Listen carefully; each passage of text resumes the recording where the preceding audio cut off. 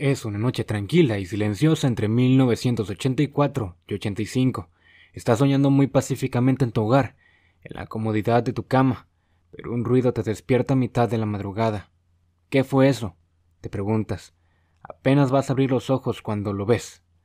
Es el cañón de un arma apuntando justo entre tus ojos.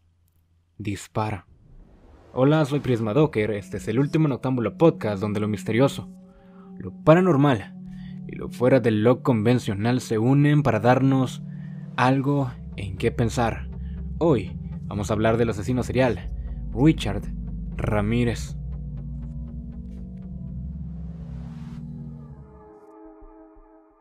Antes de comenzar quiero aclarar que es un resumen completo.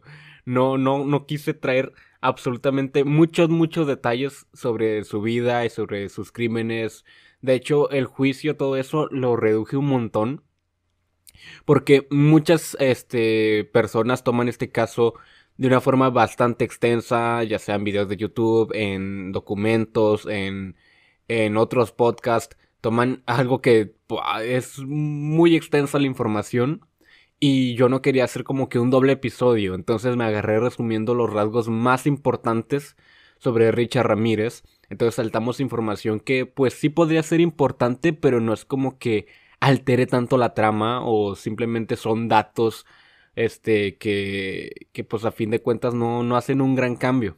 Entonces, conociendo eso, ahora sí vamos a comenzar. El 29 de febrero de 1960, en El Paso, Texas, llegó al mundo un bebé llamado Ricardo Leyva Muñoz Ramírez, siendo el quinto y último hijo del señor Julián Tapia Ramírez, el cual murió a los 64 años de edad en 1991, e hijo de Mercedes Muñoz Ramírez, su madre, quien murió a los 2 días de su cumpleaños número 84 en 2016.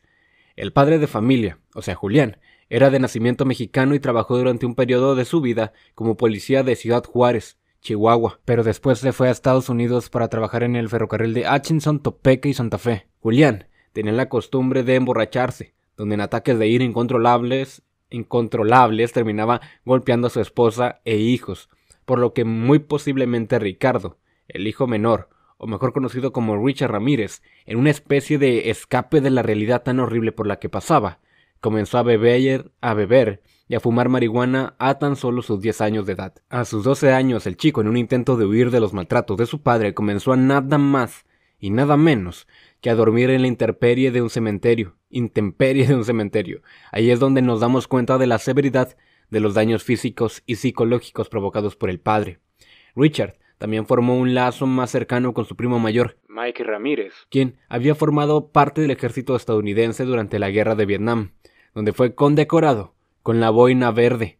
Mike le contaba lleno de un asqueroso orgullo todas las historias de sus crímenes de guerra, el cómo había violado, matado y desmembrado a mujeres y niñas vietnamitas, además de poseer unas fotografías instantáneas tipo Polaroid en las que se veían dichas atrocidades, las cuales enseñaba al niño. Pero esto, fuera de asustar a Richard, le despertó un gran interés sobre esas tan horribles acciones. Su primo Mike también le enseñó a cómo atacar y matar, haciendo el mínimo ruido, así como perderse en la oscuridad de la noche. Un día, Mike comenzó a discutir con su esposa Jessie. En un arranque de ira, Mike tomó su arma y le disparó a Jessie en la cara con total frialdad, matándola inmediatamente. Todo esto enfrente de Richard, quien más tarde diría que fuera de ser traumatizante, esto fue algo fascinante para él, y a pesar de tan horrible acto, Mike fue declarado inocente debido a que la corte lo atribuyó a demencia por trastorno de estrés postraumático por haber participado en la guerra de Vietnam. Richard cada vez se fue alejando de su familia y amigos, hasta que se fue a vivir con su hermana mayor, Ruth Ramírez, y su esposo Roberto, el cual era un mirón obsesivo, y él y Richard salían en las noches a espiar a mujeres y ver por sus ventanas. Cuando en 1977 su primo Mike fue puesto en libertad del hospital psiquiátrico, se les unió a sus rondas nocturnas. Richard, a sus 14 años, comenzó a consumir LSD junto a Mike, donde su relación se fortaleció por su compartida adicción. Richard entró a la adolescencia, y junto con esta llegó su instinto sexual, el cual para empezar ya se estaba volviendo peculiar, pues fantaseaba con escenas de esclavitud, mutilación, asesinato y violación. Es ahí que Richard entró a trabajar en un hotel de Holiday Inn, en el cual Tras un descuido de los demás empleadores, Richard tomó una llave maestra la cual utilizaba para robar objetos de los clientes mientras dormían. Hasta que una noche, esclavo de sus fantasías sexuales, intentó abusar sexualmente de una mujer, pero fue sorprendido por el marido de la misma, el cual le dio una tremenda golpiza a Richard, y obviamente Ramírez fue despedido tras el acto, pero los cargos legales fueron retirados, ya que la pareja vivía fuera del estado, y para las fechas del juicio estos tendrían que haber vuelto a su hogar, y no darían otro viaje a Texas solo para eso. En 1982, a sus 22 años, Richard abandonó el Instituto Jefferson en 9º curso. Después se fue a vivir a California, donde comenzó a cometer crímenes menores como robos y asaltos para poder comprar cocaína, de la cual se volvió bastante adicto. En estos lo arrestaron varias veces por estos crímenes menores. Entonces, en una ocasión robó un auto en el cual le tomaron fotografías de él y las subieron como archivos todo esto en Texas. Ya tiempo después ya se fue a California, pero la policía ya tenía como que su fotografía guardada con su nombre y sus huellas. Víctima número 1. 2 años después, el 10 de abril de 1984, la niña chino-americana de 9 años, Mei Leung, y su hermano de 8 años se encontraban buscando $1 que se los había perdido en su patio. Cuando Richard los vio a lo lejos y se acercó a ellos rápidamente, los niños le explicaron la situación del $1 a Richard, y este les preguntó por sus padres, a lo que los niños le respondieron que se encontraban solos en casa en ese momento. Richard velozmente trató de convencer a los pequeños de que muy posiblemente habían dejado el $1 dentro de casa, y que él podría ayudarlos a buscarlo si le permitían entrar. Los niños, en su ingenuidad e inocencia, accedieron. Richard llevó a la pequeña May al sótano, donde la golpeó, estranguló y violó, para después ser apuñalada y colgada de su blusa en unas tuberías del sótano, en lo que parecía un extraño sacrificio. Michael Mullen, inspector del Departamento de Policía de San Francisco, dijo: La niña tenía sus pies a escasos 2 centímetros del suelo. Si ella hubiera sido un poco más alta, tal vez hubiera podido apoyar su peso en las puntas de sus pies, para así aliviar un poco su garganta y gritar para que alguien fuese a ayudarla. Este fue uno de los casos más difíciles, uno de los que me gustaría resolver. Tenía a mis niños pequeños en esos momentos. Otro policía, Ronald Snyder, también dijo: Si te imaginas a Cristo en la cruz, ese es el aspecto que tenía, la cabeza inclinada y la barbilla hacia abajo. Un experto ocultista que había trabajado junto a las fuerzas del orden dijo que podría tratarse de un ritual asesinato, debido a la forma en la que el cuerpo de Mei Leung estaba colocada, siendo un paralelismo con Jesucristo crucificado. Tendría sentido que un satanista posara el cuerpo de esa forma, simbolizando una profanación, dijo el experto. En ese entonces el asesinato de la niña May no se había relacionado con Richard, sino que hasta el 2009, que encontraron ADN de Ramírez en una de las pruebas obtenidas en la escena del crimen 25 años antes. En 2016 una segunda persona también estaba involucrada en el crimen según las pruebas. Se cree que podría ser un menor de edad en ese entonces, pero no se presentaron cargos por falta de pruebas, por lo que podemos imaginar que Richard no actuó solo. Irónicamente, siendo su primer asesinato conocido, también fue el último en reconocerse como víctima de Ramírez. Víctima número 2. El asesinato de la niña Mei Leung se atribuye a Richard Ramírez como su primer asesinato conocido, pero este se alejaba del modus operandi del asesino, pues no era la forma en la que atacó a sus futuras víctimas ni el rango de edad, sino que fue con Jenny Binko, de 79 años de edad, con la que estableció su forma de actuar. Era el 28 de junio de 1984, o sea, 2 meses y medio después de May, cuando la mujer se encontraba durmiendo en su departamento de Glacial Park, Los Ángeles. En esos años las personas no eran conscientes de lo peligroso que era dejar las ventanas abiertas durante la noche, pues recordemos que estamos en Los Ángeles y en junio. Obviamente con el calor de la noche era bastante normal abrir las ventanas para que entraran corrientes de aire y hacer más llevadera la noche. Obviamente las ventanas tenían rejas metálicas o telas mosquiteras, pero eso no impedía que Richard las forzara para entrar. Jenny fue encontrada apuñalada en la cabeza, cuello y pecho, con una tremenda brutalidad, tal que su cabeza estaba casi decapitada. Las huellas de Richard fueron encontradas en las rejas que quitó para entrar por la ventana. Algunas de las pertenencias de la mujer no se encontraron, pues Richard también robaba para sostener su adicción a la cocaína. Víctima 3 y 4. 8 meses y medio después, o sea el 17 de marzo de 1985, cuando escuchen bien pues parecen escenas sacadas de alguna película de Hollywood, María Hernández se encontraba en su patio durante la noche en su casa de Rosemont, California. De pronto ve como Richard se acerca a ella rápidamente, La chica de 22 años intenta huir entrando a su garaje. Richard le dispara a escasos metros directo en la cara. La joven instintivamente levanta su mano para cubrirse el rostro en un absurdo intento por detener la bala con su mano. Pero ni tan absurdo, pues funcionó. La bala rebotó en las llaves de su auto, que llevaba las manos. María, en shock, creyéndose a sí misma muerta, cayó al suelo donde fingió morir. Pero María y Richard no se encontraban solos en casa, pues la compañera de piso de María, Dale Yoshi Ozaki, de 34 años de edad, escuchó el disparo afuera y rápidamente se escondió detrás de la encimera de la cocina. Escuchó a Richard entrar en la casa y guardó silencio. Después de un rato creyó que Richard ya se había dado la fuga. La mujer se asomó un poco por arriba de la encimera, y allí estaba, viéndola fijamente, en completo silencio. Richard disparó, matándola en el acto. Una hora después de lo ocurrido, Richard encontró a otra víctima, Sai-Lan Yu, de 30 años de edad, quien se encontraba conduciendo su auto en Monterey Park. Richard sacó a la mujer de su auto y le disparó 2 veces, asesinándola.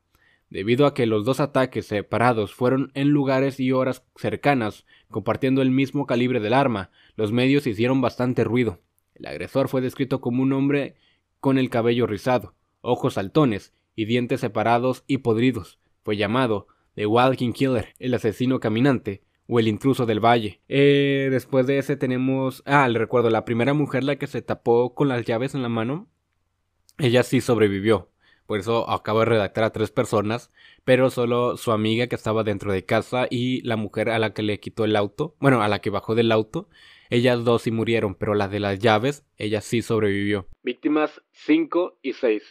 Sin dejar que las cosas se calmaran, solo 10 días después, el 27 de marzo de 1985, Richard volvió a un hogar al cual ya había entrado a robar un año antes, pero ahora se escabulló hasta el dormitorio donde dormía la pareja de ancianos, Vincent Charles Zazzara, de 64 años de edad, y su esposa Maxine Levenia Zazzara, de 44 años de edad. Richard, viendo al hombre dormido, simplemente le disparó en la cara, matándole en el acto. La mujer despertó por el sonido del disparo. Richard rápidamente saltó sobre la mujer, la golpeó y le ordenó que le dijera dónde tenían los objetos de valor. Richard comenzó a hurgar entre la habitación. Mientras que esto ocurría, la mujer recordó que su esposo guardaba una escopeta debajo de la cama. Se desató y se estiró para alcanzarla. Tomó el arma, apuntó a la espalda de Richard y jaló el gatillo. El arma no estaba cargada. Ramírez volteó por el ruido. Una ira abominable lo inundó y atacó a la mujer. Le disparó 3 veces. Tomó un cuchillo y la mutiló. Con el mismo cuchillo le dibujó una cruz invertida en el pecho. Le sacó los ojos y los guardó en un joyero, el cual después se llevó y guardó hasta que fue detenido. También intentó abusar sexualmente del cadáver de la mujer, pero aún asustado por casi ser asesinado por la misma, no consiguió una erección. Debido a los montones de sangre derramados en el suelo, Richard dejó las huellas de sus zapatos marca Avia, que la policía calcó y guardó como única evidencia sobre la identidad del asesino, pues además del modelo, también tenían la medida del calzado, así como que las balas del arma que correspondían al calibre 22 usado en los asesinatos anteriores, por lo que en ese momento fue catalogado como un asesino serial. Víctima 7. Un mes y medio después, el 14 de mayo de 1985, Ramírez volvió a Monterey Park, a la casa de Bill Doy, un hombre de 66 años, y su mujer, Lillian Doy, de 56 años de edad, quien tenía una discapacidad. Al igual que en su crimen anterior, intentó dispararle al hombre directamente a la cara mientras dormía, pero aún con la cara totalmente desfigurada, Bill se arrastró para intentar alcanzar su arma, pero Richard le dio una golpiza que lo dejaría inconsciente. Richard buscó cosas para robar, y después le puso unas esposas a Lillian, para proceder a violarla. Bill terminó muriendo en el hospital. Víctima número 8.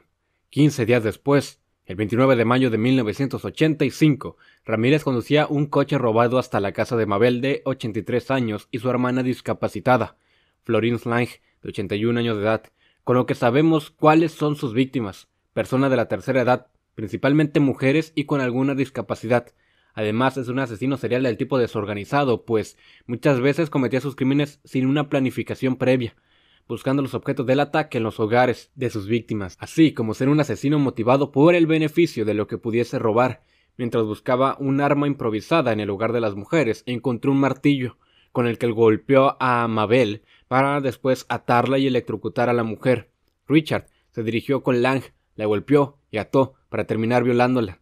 Richard tomó un lápiz labial de Mabel para dibujar un pentagrama en el muslo de Lang y otros más en las paredes de las habitaciones. Después huyó.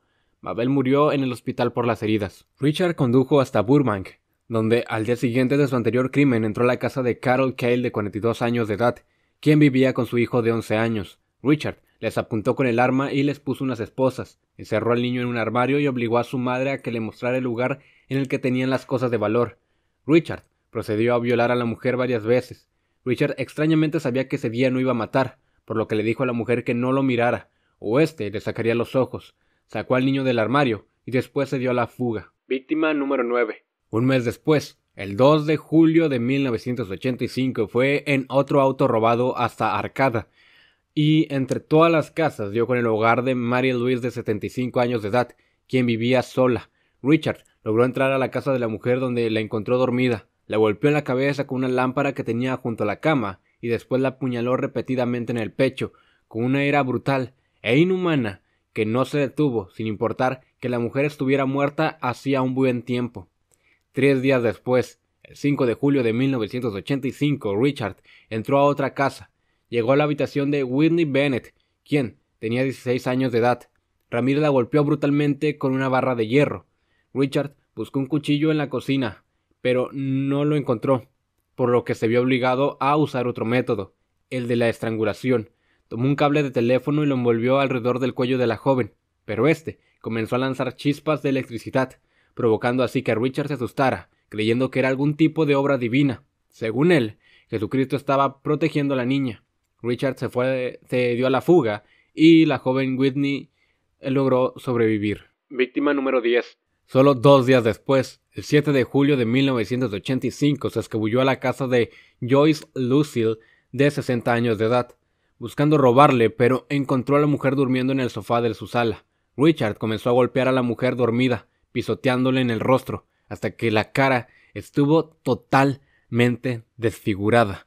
La mujer había muerto hacía mucho tiempo, pero Richard no se detenía de pisotearla en la cara, la cual terminó como un montón de carne desfigurada. Las pisoteadas fueron tales que la huella de los zapatos de Richard quedó grabada en el cúmulo de carne molida. Justo después de eso, Ramírez volvió a Monterey, donde encontró el hogar de Sophie Dickman, de 63 años de edad, a la que atacó, ató y obligó a decirle en dónde estaban los objetos de valor, a punta de pistola. Cuando la mujer le dijo que ya no quedaba nada más de valor para robar, Richard la obligó a jurarlo por Satanás. Víctima 11 y 12. 13 días después, el 20 de julio de 1985, Ramírez llegó a Glendale, California, en una Toyota robada, junto con su nueva arma recién comprada, un machete. Richard entró al hogar del señor Maxon Nading, de 68 años de edad, y su esposa, la señora Lela Nading, de 66 años respectivamente. Mientras que la pareja dormía, Richard los atacó con el machete y después les disparó en la cabeza. Tomó el machete y mutiló los cuerpos de ambos para después proceder a robar sus pertenencias. Es muy importante decir que el machete carecía de filo al ser nuevo, por lo que aquellos cortes mortales debieron ser bastante dolorosos y requerirían de una gran fuerza. Una vez terminó, se dirigió a Sun Valley, en Los Ángeles. Víctima número 13. Esa misma noche, a las 4:15 de la madrugada, llegó al hogar de la familia Knowat. Es una K, una H, una O, una W, una A, una N, A, N, T, H. Se pronuncia Covenant, de la familia Covenant, donde vivía Shainaron Covenant, de 32 años de edad, y su esposa Somkit, de 32 años de edad también, junto con su hijo de 8 años.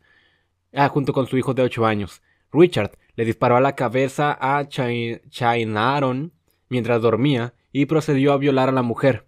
Ató al niño para que no escapara y a la madre le obligó a darle todas las cosas de valor. También le dijo que lo jurara por Satanás, que ya no ocultaba nada de dinero. Está bien raro ese nombre. Y me estoy diciendo de este nombre y más adelante vamos a ver un nombre muy específico que toda la gente, todos los documentos, todos los videos, en todos lados vi que le hacían burla, pero pues es que sí es un nombre bien raro. Pero es que no sé, es que es una víctima y está horrible burlarnos de una persona así. Pero es que sí es un nombre bien raro, pero más adelante lo vemos. 2 semanas después, el 6 de agosto de 1985, Ramírez llegó a Northbridge, a la casa de Chris Peterson, de 30 años de edad, y su esposa Virginia Peterson, de 27. Como en las anteriores ocasiones, Richard se acercó a sus camas mientras dormían. Esta vez le disparó primero a la mujer directamente en la cabeza. Acto seguido, le disparó al hombre en el cuello. Aún altamente herido de muerte, el hombre se puso de pie y comenzó a forcejear con Ramírez, el cual le disparó 2 veces más. Pero aún así, con 2 disparos en el cuerpo y uno en el cuello, Chris no se rindió y siguió peleando. Richard se dio a la fuga en cuanto pudo. La pareja sobrevivió de milagro al ataque. ¿Cómo putas chingadas sobrevives a 2 disparos y uno en el cuello y aún así te paras para seguir peleando? Mucha gente dice que porque el tipo era un tralero y esos son ultra mega rudos. Pero ok, un disparo a muerte y seguir peleando, sí está bien raro, pero lo bueno es que los dos sobrevivieron, entonces está bien what the fuck con ellos. Hay personas, al tipo, el otro que nada más le disparaba una vez y con eso tenía, pero este 3 y se paró y siguió peleando. Está bien raro. Ok. Víctima número 14. 2 días después, el 8 de agosto de 1985, Richard llegó a Diamond Bar, California, donde encontró el hogar de Elias Abowat, de 31 años de edad, y su esposa Shakina Abowat, de 27, y su hijo de apenas 3 años de edad. Nuevamente se escabulló sigilosamente hasta el dormitorio de la pareja y le disparó al hombre en la cabeza mientras dormía, matándolo en el acto. A la mujer la golpeó y le obligó a darle los objetos de valor. Una vez terminando, comenzó a violarla y hacerla jurar por Satanás que no iba a gritar mientras él lo hacía. En eso, el pequeño de 3 años, atraído por los ruidos, entró a la habitación. Richard lo ató y siguió violando a su madre. Una vez que terminó, desató al pequeño y lo mandó a pedir ayuda a los vecinos mientras que él se daba a la fuga.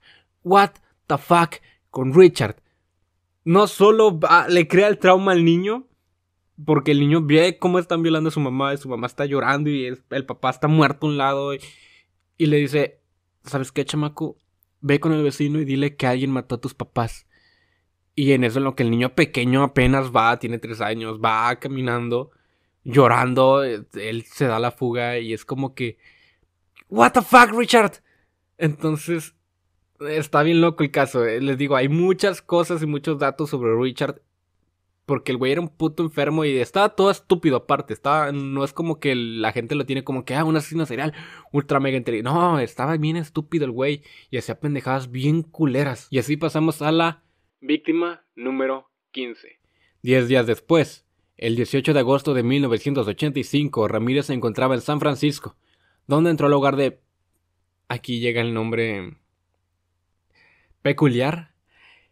Entró al hogar de Peter Pan, de 66 años de edad, y su esposa Barbara Pan, de 62 años. Richard mató a Peter directamente con un disparo en la cabeza mientras dormía. Después de eso, golpeó y violó a Bárbara para terminar disparándole en la cabeza también. Ramírez nuevamente dibujó un pentagrama en las paredes con lápiz labial y agregó la frase Jack the Knife, o sea, el cuchillo Jack. Pero no fue lo único que dejó dibujado, pues entre los montones de sangre se quedó grabada la imagen de sus zapatos marca Avia, otra vez, por lo que la policía de San Francisco, más exactamente los detectives Frank Salerno y Gil Carrillo, tomaron una copia de la huella y se dirigieron con los fabricantes. Resultó ser un modelo poco común en esa época, además de ser una medida muy específica, 11,5. Fue cuestión de buscar entre los escasos 5 modelos que se habían enviado a Arizona y a una sola tienda de Los Ángeles. Por lo que, obviamente, el único par de zapatos en California pertenecía al asesino. Además de que al revisar los asesinatos en California se determinó que había sido el mismo criminal que atacó en San Francisco. Dianne Feinstein, la alcaldesa de San Francisco, dio un comunicado en televisión en el que reveló la información que la policía había conseguido con arduo trabajo, entorpeciendo así el caso. Obviamente la policía se molestó bastante con ella, pues quién no, pues sabían que el asesino estaba pendiente de todas las noticias sobre él, por lo que podría deshacerse de las evidencias, y así fue. Richard era conocedor de lo que la alcaldesa había dicho y esa misma noche arrojó sus zapatos y el arma en el puente Golden Gate, eliminando así los únicos objetos que lo inculpaban. Además, o sea, tipo, la descripción que habían dado las víctimas sobrevivientes era alto, delgado, poco de rasgos hispanos y cabello chino, ojos saltones. Entonces, Los Ángeles son una ciudad enorme, por lo que encontrar a alguien con esa descripción pues es muy fácil. En cada esquina te encuentras a alguien que se parece a Richard Ramírez. Entonces, lo único que le podía como que más inculpar serían sus zapatos y poseer el arma. Entonces, por culpa de esta alcaldesa en San Francisco, pues ya no se puede, porque reveló la información y Richard se dio cuenta, entonces se deshizo de las pruebas de que, fuck, la policía ya sabe que tengo estas cosas, entonces me deshago de estas cosas y ya, se acabó el problema, ya no hay objeto con el que puedan culparme, salvo de su apariencia, pero como les digo, hay muchas personas que se parecen bastante a Richard. Por si lo quieren conocer o si no han visto imágenes de Richard, ahí se las dejo en el último noctámbulo, en el Instagram del podcast, así lo encuentran como el_último_noctámbulo. Ahí están las fotos de todos los casos, evidencia, videos, audios o cosas así que tengan que ver con los casos que les traigo aquí al podcast. Así que si quieren conocer a Richard, que por cierto pues está raro decirlo, pero está muy guapo. La verdad, es una persona muy atractiva. Se le marca su mandíbula y tiene el cabello así chido. No sé, está muy atractivo, por eso se ganó un montón de fans, como vamos a ver más adelante. Y bueno, él no era tan atractivo durante sus crímenes, se puso guapo durante los juicios, al igual que Dahmer. Dahmer no era tan guapo durante sus crímenes, se volvió guapo durante los juicios. Está raro, a lo mejor todos necesitamos un glow up de juicio. No sé por qué dije eso, pero ok, pasemos al siguiente. Pues 6 días después de su último ataque, o sea, el 24 de agosto de 1985, Richard robó un Toyota de color naranja en el que se dirigió hasta Mission Viejo, en una ciudad de California donde la familia de James Romero, de 45 años de edad, recién llegaba de sus vacaciones en México.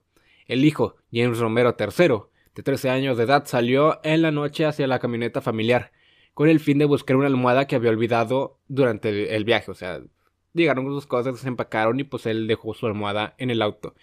En ese momento escuchó un extraño ruido. Al revisar la zona un poco no encontró nada en particular. Así que se dirigió al garage de su casa para trabajar en unos arreglos de su minimoto, cuando volvió a escuchar los extraños ruidos, los cuales eran las pisadas de Ramírez. El chico se asomó por la ventana y lo vio fuera de su casa, por lo que el muchacho, asustado, despertó a sus padres. Richard se dio a la fuga, pero el muchacho salió detrás de él, anotando el color del auto, el modelo y la placa parcialmente. Solo alcanzó a anotar la matrícula unas partes. O sea, no terminó de ver la matrícula completamente, pero con todo lo demás parece que sería suficiente para identificar el auto, por lo que el padre llamó a la policía y les dispuso aquella información. La policía se puso en contacto con el dueño original del auto, quien les dio la matrícula completa. El auto fue encontrado abandonado y lo único rescatable fue una huella dactilar grabada en el espejo retrovisor. Porque pues sí, Richard usaba sus guantes para todos sus crímenes y todo eso para no dejar huellas, pero pues al güey le dio calor, le sudaron las manos, se quitó el guante y movió el espejo retrovisor. Buscaron huellas en todo el auto y Richard se había encargado de limpiar absolutamente todas, así a cada mínimo detalle lo limpió todo perfectamente para no dejar ninguna huella, pero sí se quedó esa huella ahí en el espejo retrovisor.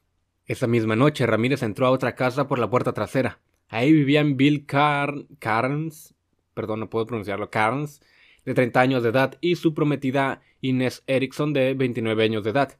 Como en los casos anteriores, no hizo ningún ruido hasta estar frente a la pareja durmiente. Pero Richard había olvidado algo muy importante: cargar el arma fuera de la casa para no despertarlos con el ruido del corredor al cargar. De todas formas lo hizo, despertando así a Bill, pero Ramírez fue más rápido, dándole 3 tiros en la cabeza. Después se abalanzó sobre Inés, a quien le dijo: «Yo soy el acosador nocturno». Ahí la golpeó hasta que ella jurara: amaba a Satanás. Después la amordazó con unas corbatas que encontró en un armario. recalcando así que Richard era un asesino del tipo desordenado, es decir, no premeditaba sus ataques con antelación y actuaba por instinto, además de ser motivado por el beneficio que podía obtener al robar a sus víctimas, lo cual hizo con la pareja. A Inés lo obligó a jurar por Satanás que no ocultaba más objetos de valor. Después se dio la fuga de la casa sin antes voltear a ver a Inés para exclamar: «Diles que el Night Stalker estuvo aquí».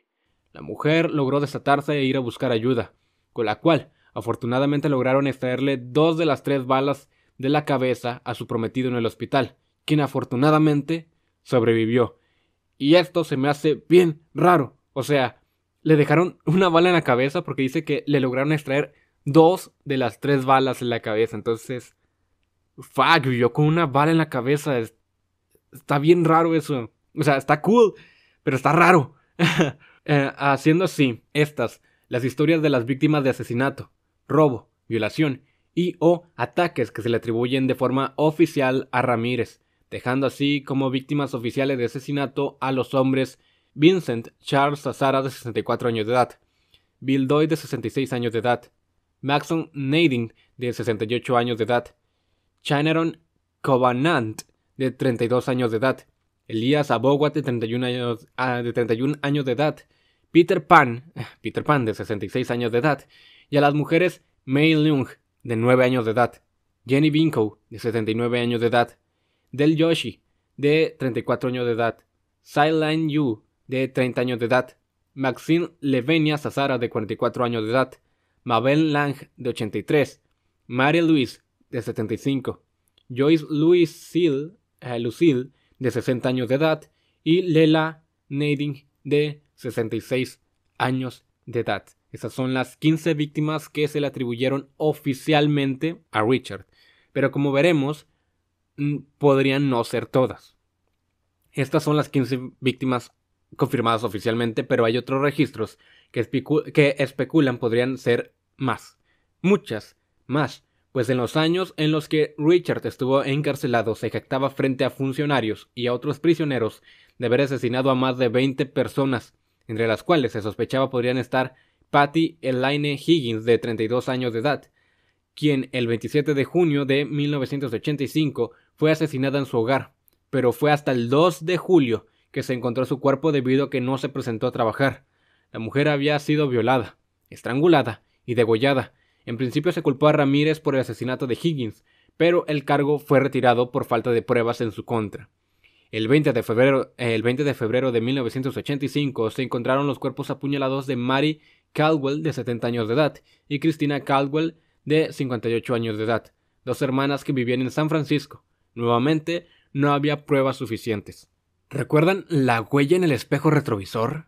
Bueno, resulta que buscando entre muchos registros, la policía terminó dando con los archivos de detención de Richard en Texas, entre los cuales se incluían crímenes menores como posesión de drogas, robos o infracciones de tráfico. Las fotografías de sus anteriores detenciones fueron comparadas con los retratos hablados de las víctimas sobrevivientes. Todo esto parecía ser un completo milagro, pues el sistema de los archivos de detención acababan de ser actualizados y solo se guardaron a los criminales que nacieron después del 1 de enero de 1960. Recordemos que Richard nació el 29 de febrero de 1960, por lo que, de haber nacido tan solo 2 meses antes, su nombre y fotografía habrían de haberse borrado de los datos, por lo que, al buscar su huella, esta no aparecería en ningún lado. La policía tomó una fotografía de Richard en la que había robado un auto en 1984 y la distribuyó por los medios, haciendo la noticia más grande. «Ahora sabemos quién eres, y pronto lo sabrá todo el mundo. No habrá lugar donde puedas esconderte», colocaron los medios. Pero a pesar de que Richard estaba al tanto de las noticias sobre él, no se dio cuenta de estas, pues el 30 de agosto de 1985 se encontraba en un autobús rumbo a Tucson, Arizona. Allí es donde vivía uno de sus hermanos a quien Richard quería visitar, pero al llegar su hermano no se encontraba en casa, por lo que Ramírez se dio la vuelta de regreso a Los Ángeles, sin una pizca de idea sobre que era el hombre más buscado en el momento, y que ya todo el estado conocía su identidad. Rápidamente las autoridades colocaron retenes en las calles de Los Ángeles esperando a que el asesino intentara huir de la ciudad, pero era completamente al revés, pues Richard quería entrar a la ciudad. Al ver a los oficiales, intentó actuar lo más natural posible para evadirlos. Al bajar del autobús, justo después de eso, llegó a una tienda en la que, justo al entrar, se dio cuenta de un grupo de señoras ancianas hispanas, muy posiblemente mexicanas, quienes comenzaron a murmurar a sus espaldas llamándolo el matador. Ramírez se dirigió solo para ver su cara en la portada principal del periódico con un título que lo citaba como el invasor nocturno. Al darse cuenta de que estaba en muy serios problemas, intentó huir de la tienda, cruzó la autopista e intentó robar un Mustang, pero un grupo de personas que ya lo habían identificado... Me llegó una notificación. Un grupo de personas que ya lo habían identificado lo detuvieron. Ramírez se soltó e intentó arrebatarle las llaves de su auto a una mujer, pero el esposo de la misma lo impidió con una serie de golpes en la cabeza con un tubo. Para ese momento un montón de personas estaban detrás de Richard. Lograron someterlo y darle una tremenda golpiza. La multitud crecía y crecía, hasta que fueron cientos de personas a su alrededor. La policía llegó tras el informe de un fuerte disturbio en Hubbard, en donde el oficial Andy Ramírez se quedó para calmar a las personas, mientras que el oficial Jim Kaiser llevó al moribundo Richard a la comisaría de Hollenbeck. Todo esto que acabo de decir es muy... ¿What the fuck? No sé, o sea, tal vez se lo merecía la tremenda golpiza. No hasta la muerte, claro, pero... Fuck. Imagínate. O sea, saber que cometiste crímenes bien culeros, pero que te esté persiguiendo una turba de personas enardecidas, es... What the fuck. O sea, las señoras, de principio las señoras chismosas, es como que estaban... Hey, ese no es el momento de ASMR. Ese no es el matador. Obviamente eran latinas, eran mexicanas. Ese no es el matador. Entonces... What the fuck con Richard. Voltea, ve el periódico ahí, está su puta cara en la portada del periódico. Y es como que... fuck. Ya valió verga todo. Y... ay, no puede ser. Es como que... Entonces ya lo persiguen. Le dan su tremenda golpiza. Obviamente la gente... era un barrio altamente latino. En Estados Unidos eso no pasa, casi. De que traten de golpear a la gente. Pero aquí en Latinoamérica obviamente vemos de que atrapan a un ladrón y el primer sale un güey bien raro de... ¡encuérenlo! ¿Por qué lo quieren encuerar? No sé, pero siempre encueran a los ladrones. Para que les dé... a ver si eso sí le da vergüenza al hijo de su... Entonces... a Richard lo golpearon. Le dieron una tremenda golpiza. Y ¿te imaginas que no hubiera sido él? Porque te digo, hay muchas personas que se parecen bastante en esa zona. Entonces... ¿te imaginas que simplemente se hubieran confundido de persona y casi matan a alguien más? Por eso hay que dejar que las autoridades... o sea, sí se lo merecía, pero hay que dejar que las autoridades hagan el trabajo ellos. Porque ellos también le van a dar su pinche golpiza y en la calle, en la cárcel le van a dar otra golpiza. Entonces, hay que dejar mejor que las autoridades hagan las cosas después de la investigación. Porque sí se las merecía, pero ¿y si no era él? ¿Y si no era la persona que todos creían que era? Entonces hay que dejar que las autoridades actúen primero y no tomar la ley por nuestras propias manos. El 22 de julio de 1988, Richard se presentaría ante el tribunal, donde levantaría su mano para mostrar un pentagrama invertido y exclamar: ¡Salve, Satanás! Allí es donde se tomó la fotografía más famosa de Richard Ramírez. Es donde el güey no era en sí satanista. O sea, tenía estas ideas satanistas, pero ya sabemos que el satanismo no es lo que creemos que es algo totalmente diferente. Pero hay satanistas tipo esos que no conocen nada, que en realidad ni siquiera saben nada del satanismo y dicen, sí, miren, yo el diablo, y es solo para asustar a la gente. Entonces, Richard era de estos pendejos. Entonces intentaba ser lo más mediático posible. Quería toda la atención posible. Que le encantaba la atención. Por eso se dibujó este pentagrama en la mano. Y cuando una cámara lo apuntaba, él levantaba la mano así bien raro. Y personalmente se ve bien guapo en esas fotos. La mera verdad. Aunque sea un pendejo, aunque sea una basura, aunque sea un imbécil, se ve guapo. Por alguna extraña razón, no sé por qué, pero se ve guapo. Entonces... ahí les dejo las imágenes en Instagram para que las vayan a checar. Philip Singletary, uno de los miembros del jurado, no se presentó el 14 de agosto en el juicio. La encontraron, asesinada por varios disparos en su departamento.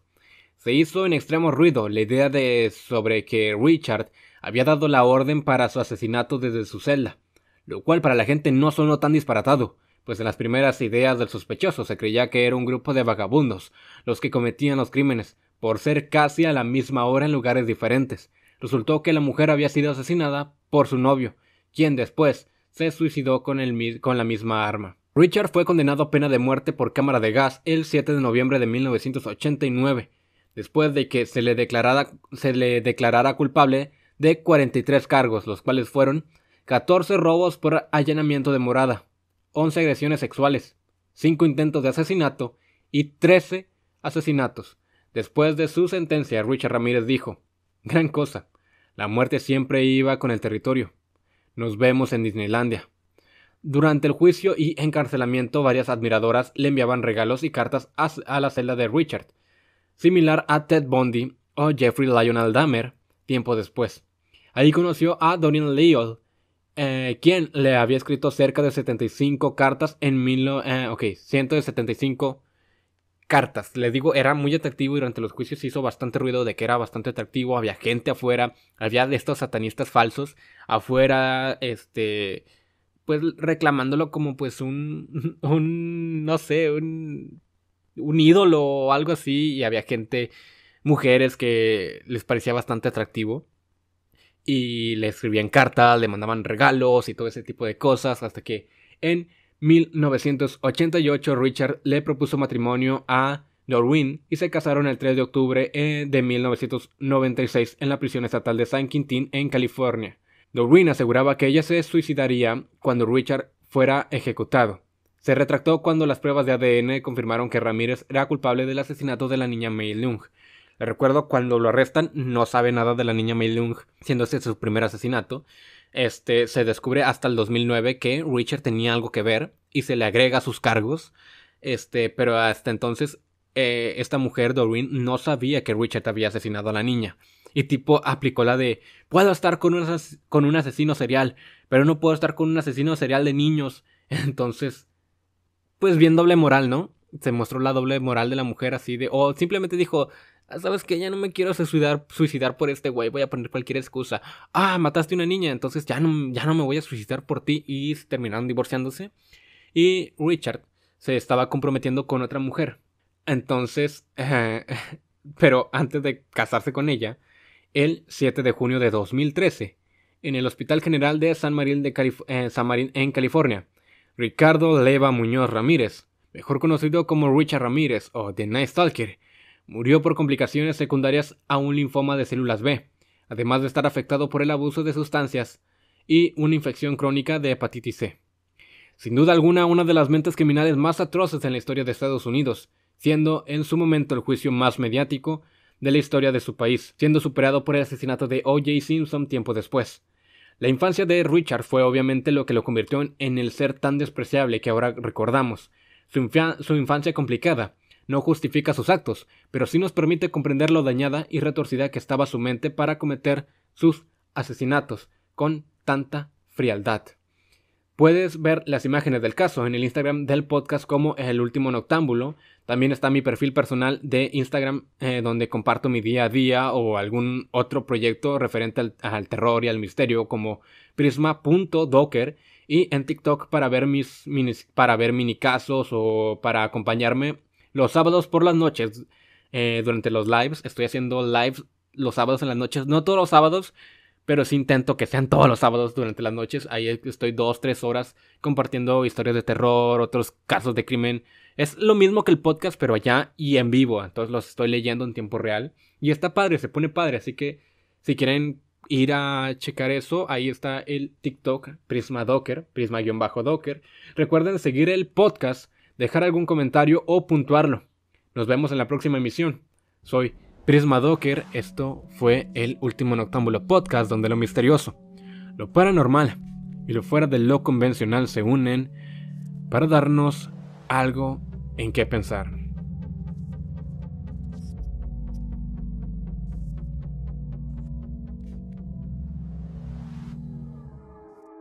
Ay, qué caso tan loco. Richard Es uno de los casos que yo quería tomar desde hace bastante tiempo. Llevo meses escribiendo el guión. Meses y meses y meses. Tuve bastantes problemas personales. No voy a meterme tanto en mi vida personal. Pero sí tuve bastantes complicaciones. Cambios drásticos en mi vida. Entonces estuve como que no le estuve metiendo tanto al guión. Estuve como que hay un párrafo y la siguiente semana otro párrafo y la siguiente semana. Por eso es desde que el último episodio fue el 28 de agosto y hasta apenas ahora estoy publicando, no sé cuándo lo voy a publicar, ahora mismo lo estoy grabando, pero falta editarlo, falta subirlo, faltan hacer ciertas cosillas para el podcast, para el audio, entonces no sé cuándo lo esté publicando, pero pues que bueno, ya se hizo, ya al fin traje el episodio que llevaba meses escribiendo. A ver, pasó el 28 de agosto, pasó todo el mes de octubre y pasó la mayoría del mes de noviembre. Entonces llevo casi 2 meses que estoy escribiendo el maldito guión en cachitos, pedacitos y así. Y había semanas en las que no le podía avanzar en absolutamente nada, pero por fin traigo este caso que ya quería traer desde hacía mucho y les digo, está ultra mega resumido. Falta mucha información sobre Richard, faltan muchas cosas, su vida con el satanismo, faltan cosas de su infancia, cosas de su familia, faltan cosas de sus crímenes, detallar ciertas cosillas. Entonces, lo ultra mega resumí porque si no, si metía toda la información, este episodio llegaba hasta enero, o no sé, pasaban 3-4 meses para poder grabarlo y además tendría que ser parte 1, parte 2 o incluso una tercera parte.